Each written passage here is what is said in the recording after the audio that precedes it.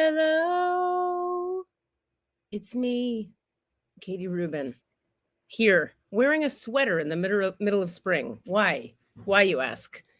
No good reason. Let's get rid of it. It's good to see you guys, except that I don't, but you know what I mean, energetically to feel you here. Hi. Say hi in the chat if you're here, if you've just hopped on. Happy to see everybody.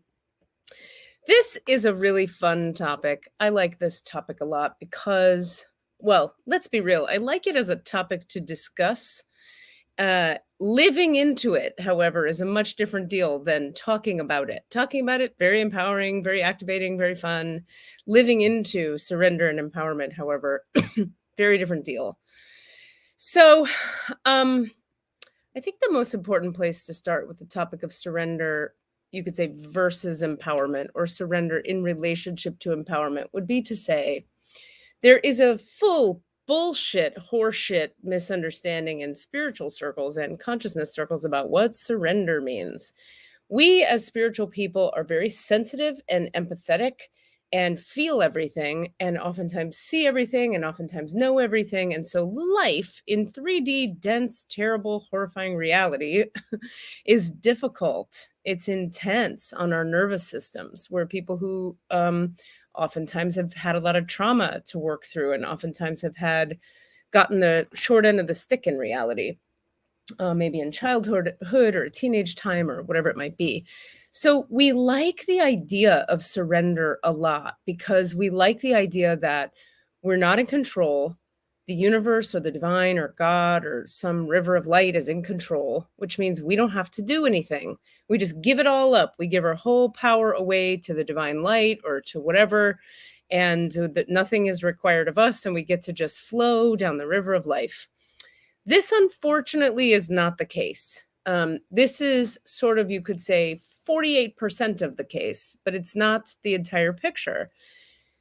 Surrender is a complicated idea. So the first thing we have to look at is one has to look at what is one surrendering to and why. What are you surrendering to and why? And what I would offer is you're going to want to surrender to reality on reality's terms and what is required to get where you're going. You might also want to surrender to gaining clarity about where you're going. So if you are clear on where you want to go, then what's required is that you surrender to doing what needs to be done and being who you need to be in order to get there. If you don't know where you're going, you might want to just surrender to being in flow. If you don't know where you're going and that frustrates you, you might want to figure it out. If you don't know where you're going and you don't mind, hooray! So all of this points to something I talk about all the time, everywhere that I say words, is we've got to know a little bit about the body-mind organism that each of us is. We have 8 people here. I love it. It's my magic number. You've got to know a little bit about yourself. I personally am hi, Tana Rose. I'm personally a big fan of different systems of understanding the self and the soul for the purpose of understanding more about how the body-mind organism of what we're calling Katie Rubin operates most effectively. So when I look at what am I surrendering to, I'll tell you some stories about various things I've surrendered to and what the result has been so that hopefully you can glean something useful on your own journey from that. I am a crazy maniac and wanted to surrender fully to giving my will and my life to the care of God as I understood God. I did the 12 steps quite deeply, quite seriously, and I had so much trauma and so much pain in my nervous system, in my heart and my body that, and I got such good results from the practice of the living of the 12 steps. They're a very deep spiritual practice, the 12 steps. Because they force you to face your deepest, most uncomfortable emotional stuff. And facing our deepest, most uncomfortable emotional stuff is the realist way to find the divine. Relational dynamics and what comes up inside of them bring up all the feelings, and the feelings show you who you are. and who you're not, and how to become more of the light because they cause pain. And pain is a great motivator in this dimensional reality. Yes, we'd all like to choose growth and health and wellness just from choice and because of the pure fucking joy of it. Cheers. But most of humanity is not at that level at this point. Most of humanity, in fact, is simply choosing growth and conscious awareness from pain or necessity. And that's just how it is. So, because I was in a ton of pain, the first thing I surrendered to was solving it. I was like, I surrender to the fact that I am not doing well. I had a ton of trauma. It's a big surrender to own and admit that you're all fucked up. There's a surrender in that. Okay. And then I had to get very empowered around my surrender to that. So, what does that mean? I had to start to look at what is it and ask questions about what is it that's going to heal this pain and this suffering and this trauma. So, I explored every single thing you can explore in terms of how to heal one's trauma.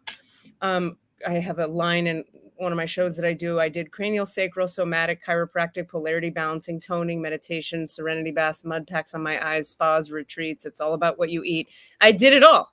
I did it all. I did it all. 7 years of Kundalini yoga, 7 years of transcendental meditation, 4 years of Sufi healing school, 4 years of access consciousness, 4 years of Akashic records readings. Like I've been busy. Fuck ton of therapy, 12 steps, worth the 12 steps 85 times in 5 different programs, 5 different 12-step programs. Went to every workshop, every weekend retreat, all the ayahuasca, all the things. All of it was because I was looking to resolve these places of holding that I could feel in my nervous system and in my heart, these walls I had to receiving, these walls I had to love, these walls I had to connecting with myself, these walls and these injuries I had that kept me choosing toxic self-harming behaviors, binge eating disorder, alcoholism, doing work that was exhausting for me, but I couldn't stop doing it because it fed the ego so much. So for me, having pursued all of these different avenues, trying to heal that within me that caused me to harm me, I discovered that in so doing, what worked best for me personally was straight, direct divine light transmission into the places and spaces in my heart and my spinal column and my nervous system that were holding trauma and suffering. Now, so because it worked so well for me, receiving divine light into my pain, I decided to fully surrender, because remember, we're talking about surrender and empowerment and how they're connected. I decided to surrender completely to whatever it was that the divine was going to turn me into once I healed all of my shit. Because again, for me, the divine was the thing that healed me the best, the most deeply, the most fully.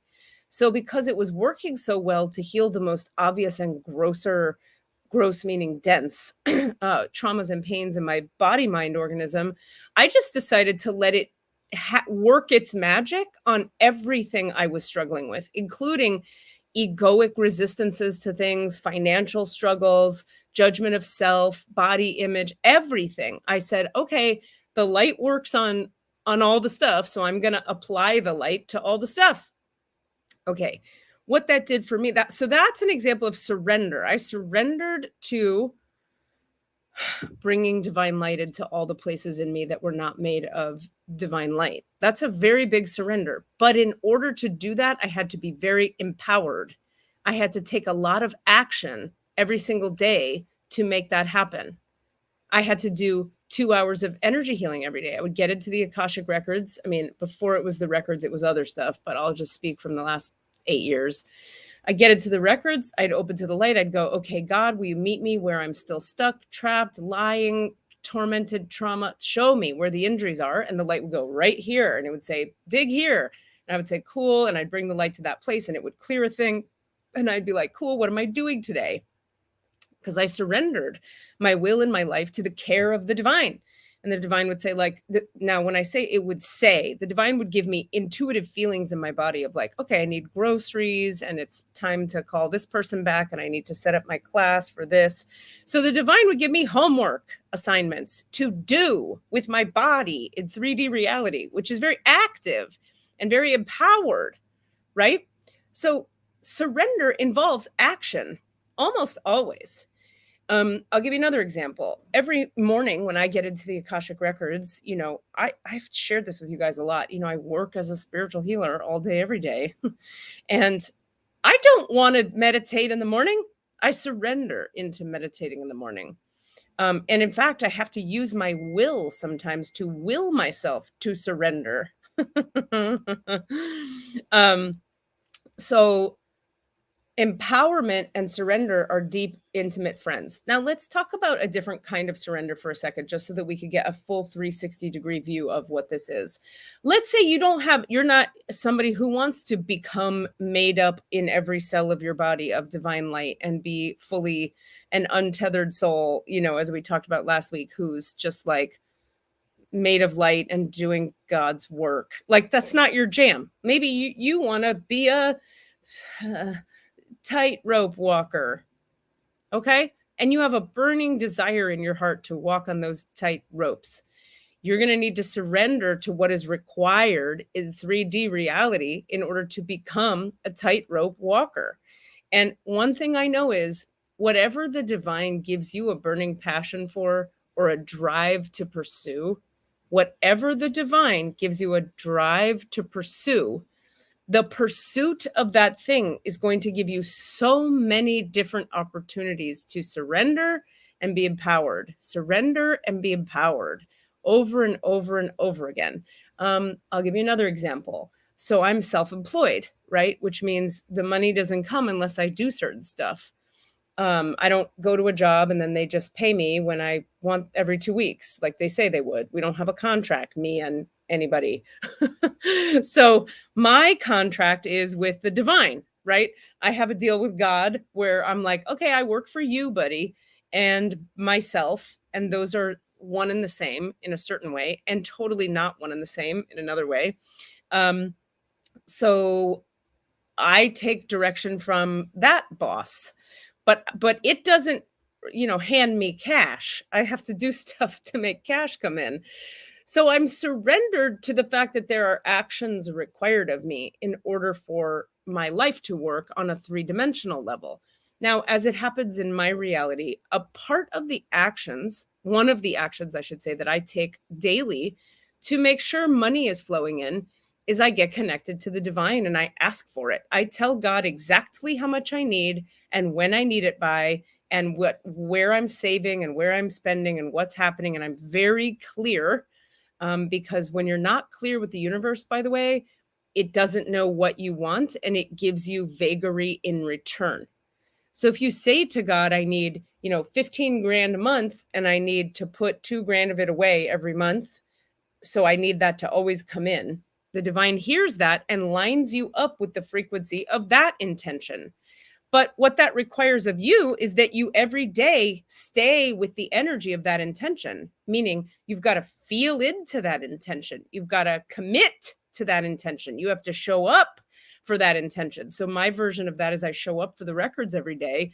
I tell God what I need. I ask for what I desire, and it flows into my reality. Now, the deal is, though, because I'm surrendered to the divine and it's bringing me all this stuff through divine flow, it also gives me intuitive direction all the time through my body mind.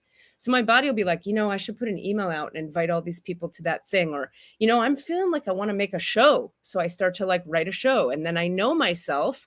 So I know I'm not going to make any shows unless I book a date. Because if I don't have a date at a theater, I'm not disciplined enough to just make a show and just see where it goes. I need a date. I need a deadline. That's just how this body mind organism operates. Otherwise, it's not doing shit. I have Pisces moon. I'm going to lay around and stare at the wall as often as I can. So in order to meet the needs of the part of me that needs creative expression, I need to do certain things in 3D reality. That is me surrendering to reality on reality's terms. That is me surrendering to what is required on earth for certain things to get done. Now, let's talk about a third kind of surrender. So the first kind of surrender we talked about is dying to the light, surrendering to the divine. I surrender to the flow of whatever is. We talked about the idea that spiritual people love the idea that, I just let it go. And if it's in divine alignment, it'll happen magically, which is partly true and partly bullshit. Let me speak a little bit more to that. So, like, there's a time to be in flow and receptivity, and there's a time to make shit happen, even when shit is not happening easily. Spiritual people love the idea of like throwing discipline out the window in the name of flow. I'm just waiting to see if it's in alignment, and I'm just going to I don't have to do anything because I'm just waiting because I'm in the flow, because I'm in receiving and alignment. And it becomes all receptivity with no action. Now that's going to eventually lead to you having no money and no friends and no life and none of the things you're looking to create in this reality. Okay. However, there is a time and a place for letting go of outcomes and totally giving it over to the divine. I'll give you some examples. When you're in pursuit of something and you're noticing that you're having to hit it and hit it and hit it, and nobody's responding, or they're not emailing you back, or it's not happening, or whatever, oftentimes 9 times out of 10, that's a time to let it go. So that the universe has room to contribute. So often when we're pressing our will up against something that isn't flowing organically in our direction, we are pushing the river of consciousness so hard that the river has no room to flow. And the river's like, I'm trying to help you, but you're in the way trying to make everything happen. So if you let go, all of a sudden the river can flow. That happens in my reality all day, every day. I can feel it these days now so much more easily. Like, I'll tune in and ask the divine, like, should I email that person today? And it's like, no, bitch, he needs a minute. And other times I'm hearing whispers, and they're going, my guides and the angels are going like, are you going to email that fucker already or what? And I'm like, but aren't we in flow? And it's like, no, homie, send that email. So there is this dynamic push-pull between action and receptivity, movement and waiting, listening and moving, going and stopping. It's a dynamic relationship that's ebbing and flowing every single moment. So you might say to yourself, like, how the hell do I know? And how the hell do I, like, when to take action and when to sit back? That right there is a question that's a genius question, and it's a great question to ask. I would say that the best thing to do when you want to be better at knowing when to take action and when not is develop your connection to yourself. Sometimes you have to listen. The universe, God, consciousness made you are an organic being. You're like a fucking plant. You're like a flower. You're like a puppy dog. You're just skin and water and bones and blood. How is it all staying together in one shape? Why? It's so weird that it's happening. You're an organic. You should just fall apart. Your guts should be just falling out of your face every minute. But because of the magic and the mystery and the miracles of like conscious fucking duality, you're not. Tension is holding you together. Gravity is holding you to the planet. Miracles are happening every millimoment. Okay, so how do you know what to do, when to surrender, and when to be empowered? The answer is you've got to be able to listen deeply to what your body mind is saying. Your body mind is made by God. It's made by the universe, not some God that's an anthropomorphized man in a suit with a beard on a cloud. Okay, we're talking about the quantum entanglements of reality, of consciousness. It's a web. It's an energy frequency that creates that creates form, basically. So consciousness is so fucking brilliant. It created it put your consciousness in this human body mind vehicle.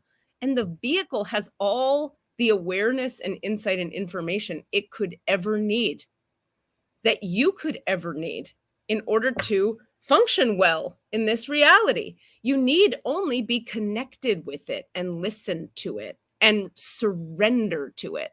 Aha. here we are back to surrender. So, one tool that you guys hear me talk a lot about that I love that helps me remember how to surrender to what is the reality of the body mind of Katie Rubin is human design. I find it to be a very articulate system for breaking down how does the Katie Rubin body mind vehicle actually function? What is it made of? What does it need? What is its orientation to time and space? And believe you me, all the people here tonight listening and anyone hearing this in the future, you are each quite different body mind organisms from one another.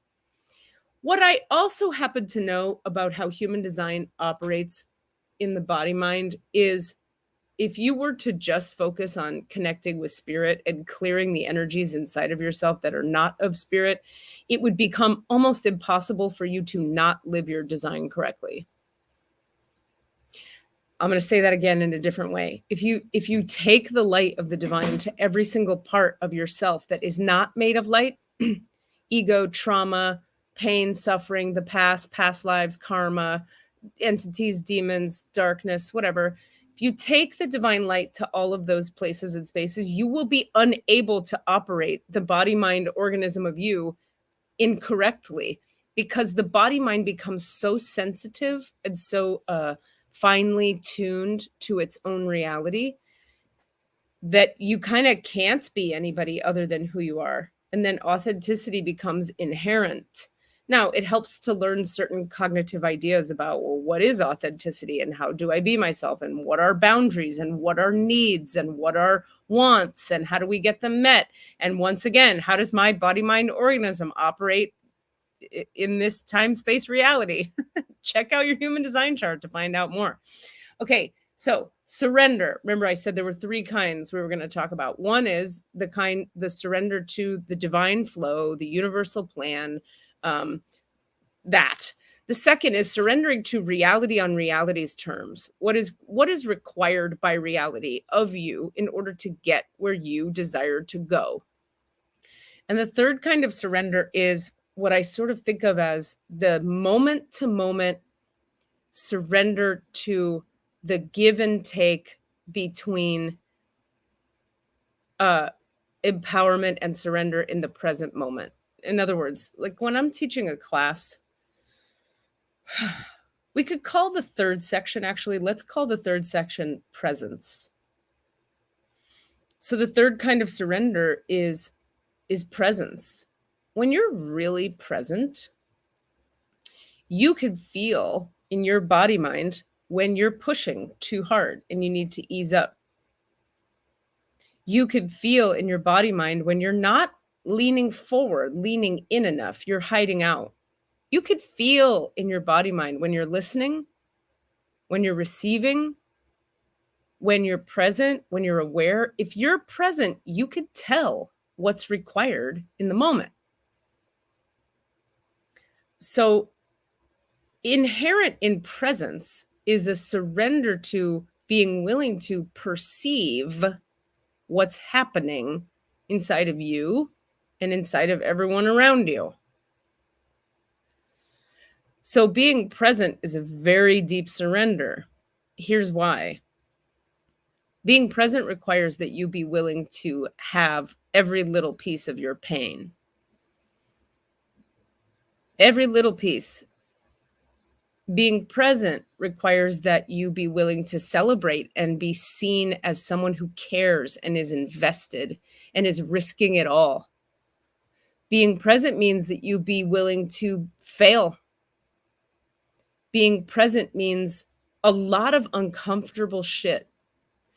I was talking in therapy this week. My therapist and I were laughing about, I said to her, if I had known when I got on the spiritual healing path that healing all my shit would mean I would feel everything more and I would basically become a walking crybaby, like an adult grown-ass crybaby lady, I don't know if I would have done it. I thought there was going to be a very different outcome to surrendering to all the healing. You guys, I can't tell you how driven I was to heal every single piece and every single corner of this body mind. I mean, real driven, 100% driven. Nothing was going to stop that from occurring. So, but I had silly sort of like fantasy-based ideas about who that would turn me into, and it did not do that. It turned me into a very, emotionally available, open, walking, open heart that is much more easily injured than I used to be. You see, at the beginning of the healing path, we're very defended. You have a lot of defenses that you build in response to the trauma of your childhood. And defenses make it easier to navigate this world. This world, have you noticed, can be a very harsh place filled with very impatient, angry people, very mean, judgmental people, very low vibration people. If you have defenses, it's a lot easier to deal with those people. When your defenses dissolve into the light of the oneness, you become just a big pile of mush. And then if you're smart, you get very discerning about who you spend your time with and who's your friend and who's you date and what you eat. Like all of it starts to matter in a very new way because you're present. Presence means you feel everything. And when I was joking with my therapist about it, I said, man, I didn't know this is where it was taking me. And she said, yeah, I tell my clients, if you do this work and you keep showing up and we keep, crying through whatever you got to cry through, you're just going to cry more. You're not going to become someone who is over it and therefore never cries. What happens when you heal is you crack the heart open. But an open heart feels all the joy and all the hope and all the anticipation and all the letdown and all the rejection and all the pain. So think about what choices you might have to make that are totally different from the ones you make now if you had to feel, or if you chose to feel, everything that was occurring. Would you be willing to feel every feeling you have in the moment you have it? That's presence. So presence, when we look at somebody like Eckhart Tolle, who writes a book called The Power of Now, and he writes all kinds of cool shit about being present. I would encourage folks to, this is the next sort of related piece, look at the person who wrote that book's human design chart. Because whoever is speaking about presence is necessarily speaking about it through the filters of their design. In other words, I'm talking a lot about, for example, I'm just one lady with filters of my own. I'm talking a lot about the emotional pain of presence. Now, I have emotional definition in my chart. So emotional pain is, of course, going to be a very relevant piece to presence for me. But maybe you're not emotionally defined. So the heaviness and the reality and the depth and the potency of emotions might be less relevant for you in your design. I don't know your chart. I'm talking to several people at once here. You might have no definition in your solar plexus and therefore be a lot less emotional than someone like myself. So presence for you might be fully visceral. It might be very intuitive and a little bit mental. It might be very self-centered. It might be very tribal. It might be very collective. Presence is very different depending on the individual filter, because we are all walking filters of perceptual reality. Presence is very different depending on the filter it's moving through. You got to remember, guys, consciousness is awareness moving through the filter of you. And the filter of you is complex. Have a look at your design and you'll start to see how complex. So back to surrender and empowerment. I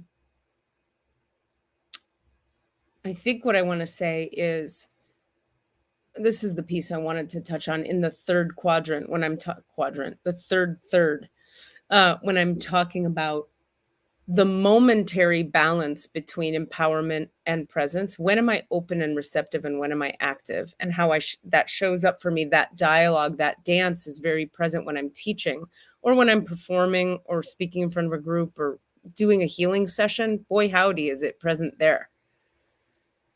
The need to be very receptive and listen and attuned to what's being given to me to be an open vehicle to receive, and at the same time, in charge of when to take charge and when not. What is required in order to know when to take charge and when not is A, deep attunement, as I'm saying, to your body mind, so you can listen with your body to what the direction you're being given, and also to just your intuitive guidance, to your gut reaction, to your heart's awareness, to your mental knowing, whatever it might be.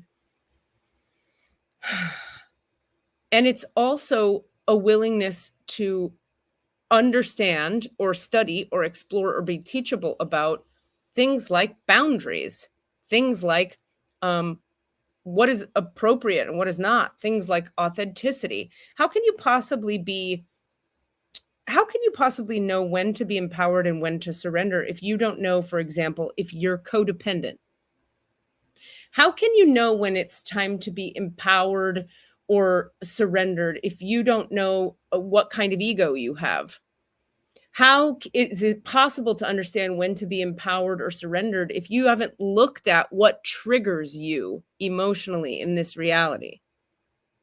One of the gifts of the 12-step programs is I was taken through many, many, many fourth steps where I was shown repeatedly what my triggers are and what my egoic patterns are. So now I know in my mind quite clearly when I'm in reactivity, resistance, and ego battle. I can feel energetically when somebody's auric field does certain things to my field. So I know when it's worth it to engage and when it's not. But that's after years of studying what my own triggers are, how my ego works, what my Enneagram type is, what working 85 million fourth steps, understanding myself, grieving through every piece of pain in my childhood. This system has been worked. It has worked itself. And so it's a pretty finely attuned antenna to reality. So I'm not just talking about me to talk about me. I'm using me as an example to say the following thing. Surrender is not as simple as you like to think it is, or as I shouldn't presume, as you might like to think it is. Surrender is not just like, if it's meant to be, it'll be. It's not quite that simple. If you say, for example, let's say you're looking to buy a house and you go see a couple houses and you put a bid on one. And you're like, I just surrender to the universe. Like, it'll be if it's going to be, and we're just going to go to sleep now and not think about it. And then the realtor emails you 5 times the next morning, like, hey, you can have the house if you email us back in the next 5 minutes. But if you don't, this other couple gets it. And you're like, we surrendered it. We're not even turning our computer on because surrender God. Then you miss that email. And then the next email from the realtor is, so sorry, we didn't hear from you. So this other couple got it. Now, you could argue, okay, we weren't meant to have it. All right, that's one way you could frame that. And sure, that'll help you feel better about having lost that house. However, I would argue surrender looks like, okay, I give the results of this house buying process, the results, not the actions required to be taken in order to have the house, but I give the results of the house buying process to the divine. Because I trust that the divine has my highest interest at heart. I trust that the divine wants me to be happy and fulfilled and content in the house I'm in, safe, supported, happy. So I give the results to the divine. And in so doing, I stay present in my body. If you were to stay present, because remember, staying present is a surrender. Being present is being surrendered to what is. When you're not surrendered to what is, you miss all kinds of cues in life. So if I'm buying that house and I put the bid in and I go, you know what? I surrender it to the divine and I surrender my awareness to what is. I'm going to stay present in my body. A couple hours go by, I make some dinner. I get an intuitive hit to check my computer. I feel like I should check my email. I check my email. There's the email from the realtor. Now, if I had gone to sleep and done the sleepy version of surrender, like I just surrender and we just flow like a leaf on the river, I might have missed that email. Is it the end of the world that I missed the email? No. But if I really, really loved that house and I really, really wanted to be there and I was really, really excited to have the option of being there, then it's a bummer that I didn't stay present enough in my body to get the intuitive hit to check the email. Huh. It's complicated to articulate. So you see how surrender is very dynamic and it involves empowerment. They are best friends. They're roommates, they're partners. Sometimes surrendering to the divine looks like the divine gives me guidance to go take a nap and shut my mind down already. Shut it down, Rubin. You got to shut the whole thing down, shut the nervous system down, take a nap. And then I wake up refreshed from that nap. And the guidance is through my intuitive body mind, like send that email, call that guy, walk the dog. That's all surrender. So let us not be confused about what surrender is and what surrender isn't. I heard Teal Swan say it really well recently. If you don't know Teal Swan, she's got great videos on YouTube, and I highly recommend watching her talk. She speaks on every useful topic there ever has been, and she makes free videos on just every freaking topic. I just adore her. Be careful, by the way, if you watch the recent documentary about her. If you watch it, I would just encourage you also to watch her responses to each episode. She does a YouTube response to each episode. Anyway, she said, spiritual people love to throw discipline out the window in the name of surrender. And she said, I am a spiritual teacher and I am the most disciplined person I know. So sometimes you got to really hound people. You got to stay on top of people. When I put a show up, you know that you have to tell people 5 times you're doing a show for them to even remember you're doing a show. Is that surrender or is that pushing? Well, there comes a moment because I'm pretty damn present. I can feel in my body when I'm pushing and I can feel when I'm avoiding. Avoiding is also antithetical to surrender. Because when we're avoiding what's necessary, let's say I'm putting a show up, which I did this past Saturday. It went really well. I wish you could have been there. Oh my God, it was so fun. I'm going to do more because it was really, really fun. It was so delightful to get back and tell stories on stage too, and to feel so different as myself. It was just such a new and wonderful experience. So I could talk about that forever. But when I was putting the show together, I had to tell people to come to it. Otherwise, it's just me in the chairs, and that's awkward. So I can feel in my body as I'm preparing the show, I'm like working on the writing and ironing my shirt and getting the playlist together for the music and preparing a lot of things. And then I'll get this hit. Oh, you know what? I need to invite those 3 people. I didn't tell them about it. So I'm texting and telling them.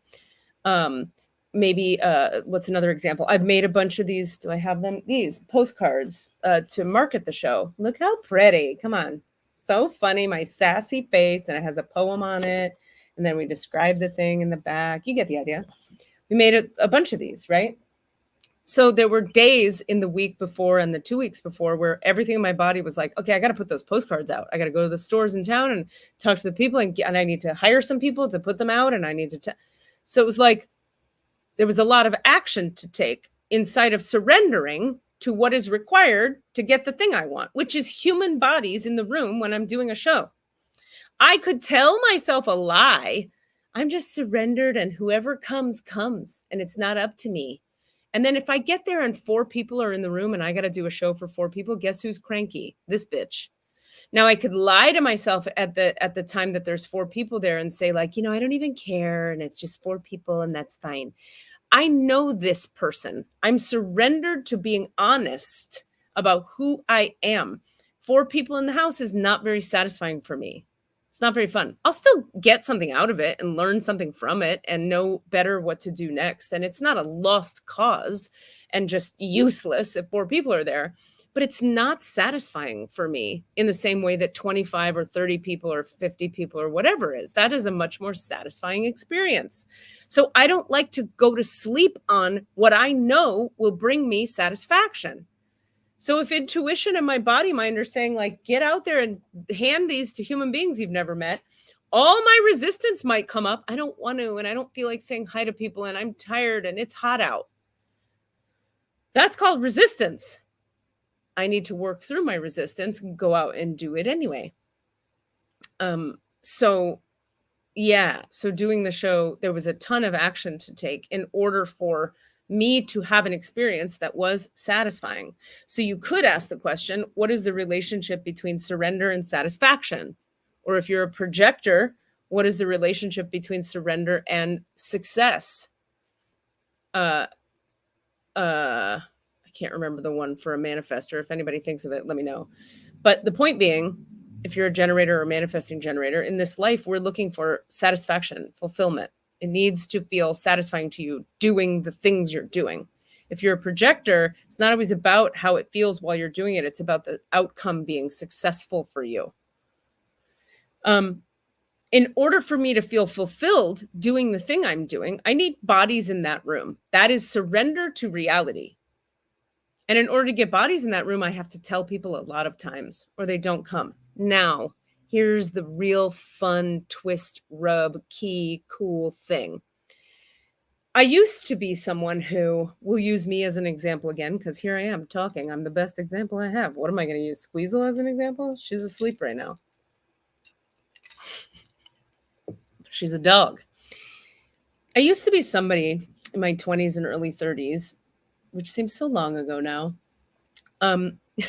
who was very surrendered to reality on reality's terms and also very stressed out. So if I were putting a show up, I would be compulsively pursuing getting people there. And I would be compulsively perfectly getting the show ready. And I would be compulsively needing everything, all the T's to be crossed and the I's to be dotted compulsively. Now, as I'm preparing a show, I want the show to be excellent. I have high standards. I want it to go well. So I'm crossing a lot of T's and I's, but I'm stretching it out over a longer time so that I don't have to rush, push, or be compulsive. And that is having an inner state of surrender to divine flow inside of me. So I have internal peace, even while on the external layers of reality, I am doing a lot of actions. Let me say that again and in a different way. I'm surrendered to the divine because inside of myself, in terms of my experience inside of my body. Because why? Because it brings me a lot of peace to be made of divine light. It feels very centering, very peaceful. That's important to me. That may not be what you're looking for. That's just what I needed in my journey. So because I spent all this time doing so much energy healing work, so many hours of divine light transmission, I have this like inner place I can be in any moment that is very spacious and peaceful, even if I have to do 55 tasks. So I can be surrendered to the divine internally at the same time as I am surrendered to what is required in 3D reality to get what my body, mind, organism wants and needs to be satisfied. So it's a multi-dimensional kind of surrender. The spiritual surrender gives you inner peace while you're doing the 3D work surrender of taking action in the external reality. Two different kinds of surrender that are interconnected and mutually dependent in order for a three-dimensional being to have a life that works and a life that is peaceful and a life that is satisfying.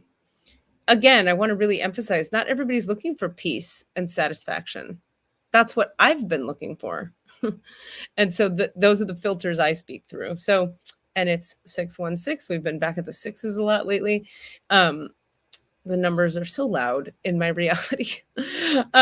This is a delightful topic, and I've enjoyed saying words about it. I'd love to hear from you guys. Are there any, what is this conversation bringing up for you? Do you have specific questions about your own reality and how surrender and empowerment operate for you?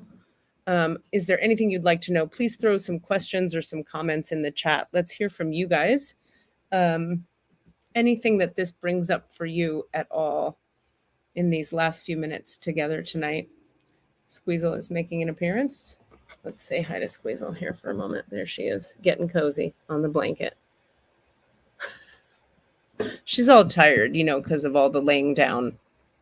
All that resting makes you tired. All right, questions, insights, thoughts, curiosities, please throw them in the chat.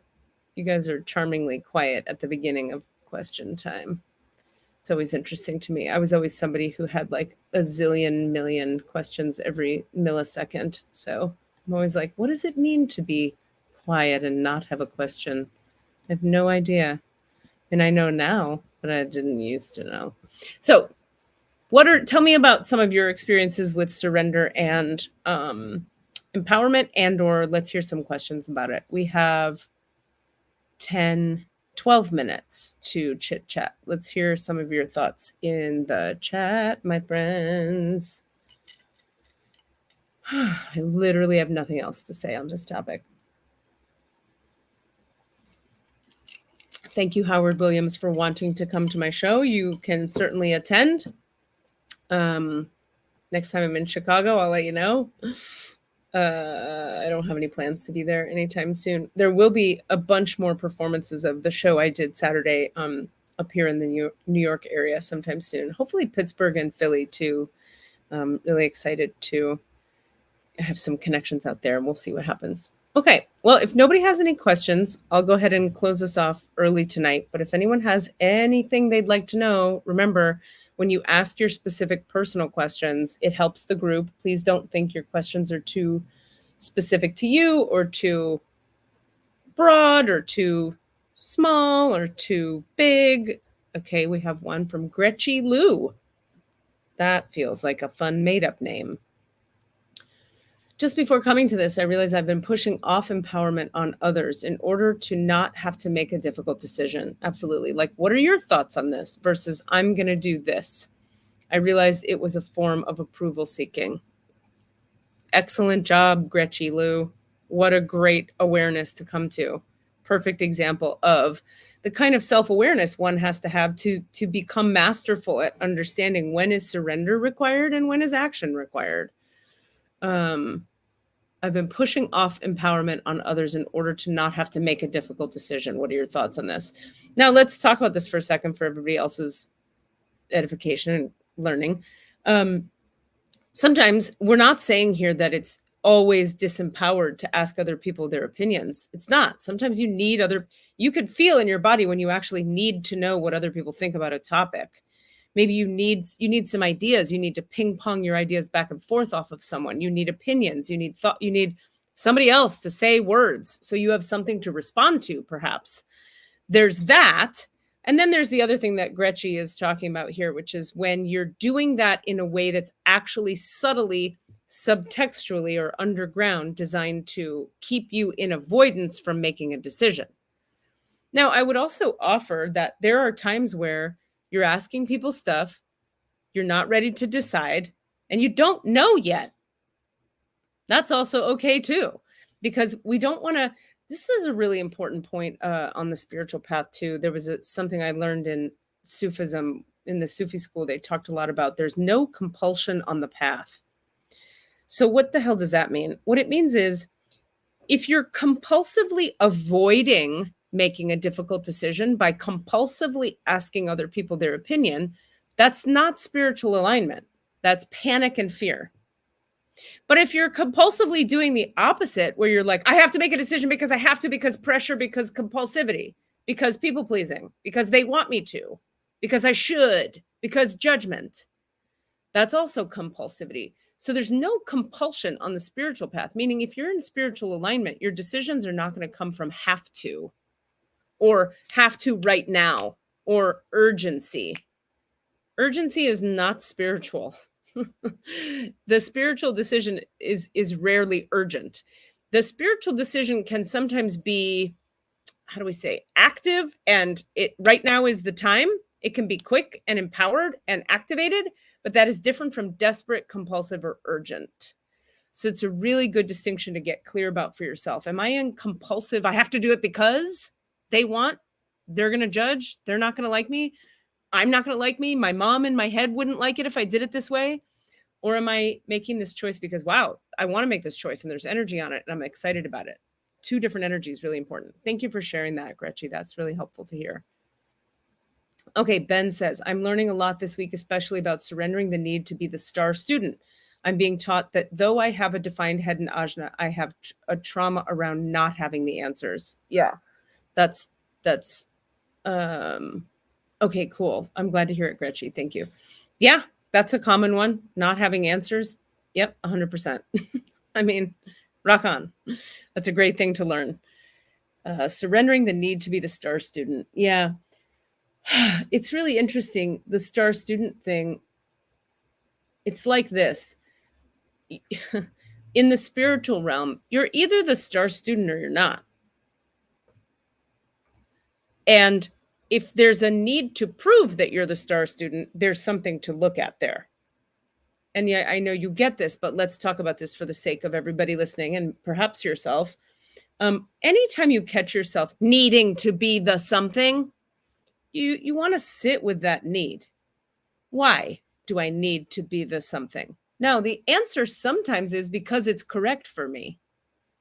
But other times the answer is because I'm desperately trying to prove I have value and worth. Or I'm desperately trying to prove some other thing. I belong, I'm lovable, I'm good enough, I deserve love, whatever it might be. But anytime you're trying to prove that, there isn't that it would be an indication to me on the spiritual path that that part of you could use love and nurturing and light from the divine, so that that part of you that needs that so badly could get that need met from the divine. And when the need is met from the divine, all of a sudden you're like, yeah, maybe I'm a star student today because I know all the stuff and I raised my hand a lot because I wanted to, because it was fun and fulfilling, rather than, or maybe I'm not today. And what if I'm okay with all of it? Another thing to look at with something like needing to be the star student, as an example, would be sometimes it's like really fun to be the star student. You could pursue it from fun. But if it's, we just want to look at where we're pursuing these things from. Are we pursuing it to, because if we aren't the star student, we have no value, we don't exist, we have no worth, we're not lovable? Okay, then that's something to work through in your healing or therapy or whatever. And those needs need to get met. It's not just, oh, I notice I'm trying to be a star student. Now, don't do that. The opposite of the thing is not always the solution to the thing. You don't just stop trying to be the star student and now that issue is healed. You've got to look at the part of self that is needing to be the star student and meet the needs of that part. And maybe part of what that part needs is to be the star student. It's all about where it's coming from. Is it coming from injury and trauma, or is it coming from a true need?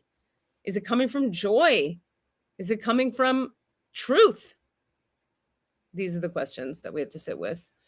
Having trauma around not having answers makes a ton of sense, though. And that's a great place to take the light. And we could do that in healing class tonight, Ben, if you're interested.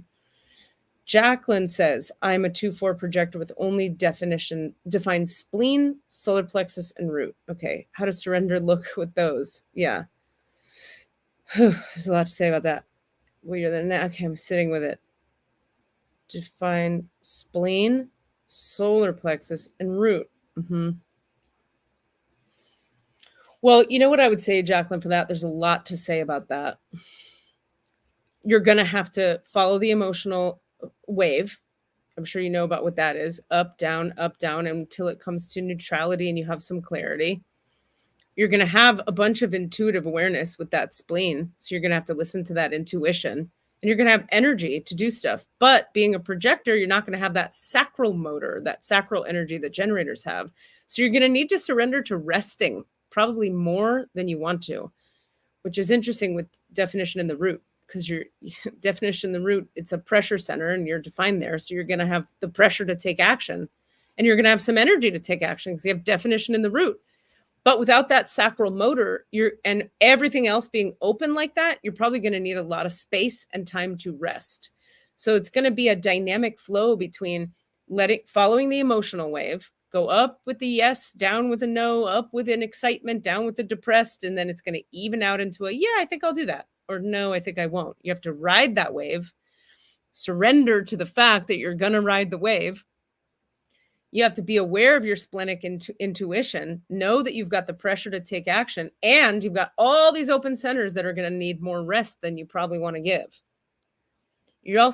I would encourage you strongly to look into the not self themes of every open center and the freedoms of every open center. My hair won't fix itself. And when you're ready to do that, let's book a session and I'll teach you all the things you need to know about your design. So katierubin.com, book it. Let's do it. Let's talk about it. But that's like my gist on that. Is that helpful, Jacqueline? And if you have further things you want to ask right now, please feel free. We have 2 minutes to talk. Jamie says, can you talk more about surrender in a leadership or management position? It's a position where you're supposed to lead your group, employees or something, but also have to be more balanced. Yeah. Sometimes you have to make a hard decision, leadership and surrender. Yep. When to take a back seat and when to make a point. Oh my God, totally. The quickest thing, because we only have 2 minutes right now, I have to teach tonight, or I get to teach tonight in 2 minutes. No, it's a really good question. I'm glad you asked this, Jamie. In brief, what I would say is this is all about kind of what I was just saying with Ben. It's about the motivation of the moment. We have to get very clear on, are we taking a leadership position egoically, or are we taking a leadership position because the leadership position needs to be taken?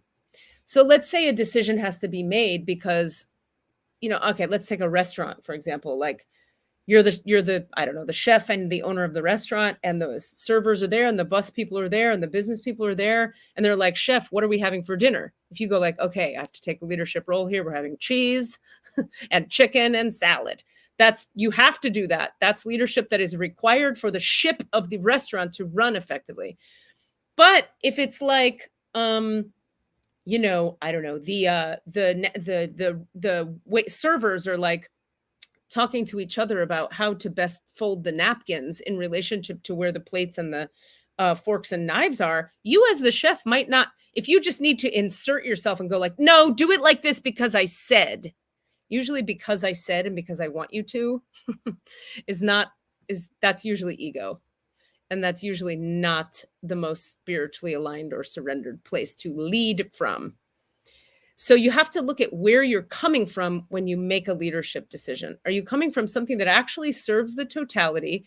One of the best things I ever heard about leadership is you have to remember when you're leading, your job is to make the things that you're leading work better.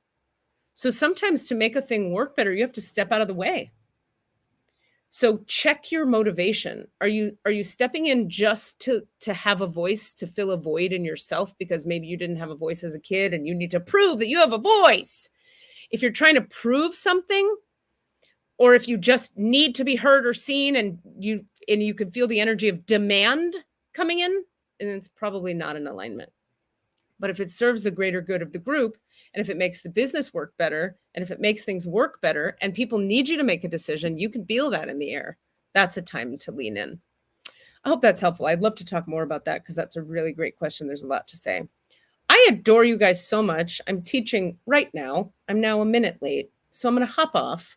Please come hang out at katierubin.com. Get your private session, book a package. Let's deep dive in. Let's do your work, shall we? I love you guys. Listen to All the Answers podcast. It's free everywhere you get podcasts. We have all kinds of crazy cool content every freaking week. Let's see. Star Being starts tonight. You can join us. If you like, you can come a week late. Why not? Email me to find out more about that. OMA class has plenty of people in it. So I think that registration is closed. The Wednesday day class. You could join my Sunday night healing class, which became a Wednesday day class. If you're interested, it's called Highest Level Healing. Email me and I'll tell you about that. We're doing a 4-week deep dive with 2 private sessions built in. Writing class starts tomorrow, Writing in Alignment. If you have anything to write, hop on into that. Email me at the same email address to find out more. And I'll have some more show dates for y'all soon. Maybe I'll see Howard or William or whatever that person's name was who I forgot because I have an empty brain, not because you don't matter, Howard or William. I love you guys. Have a good night. Bye.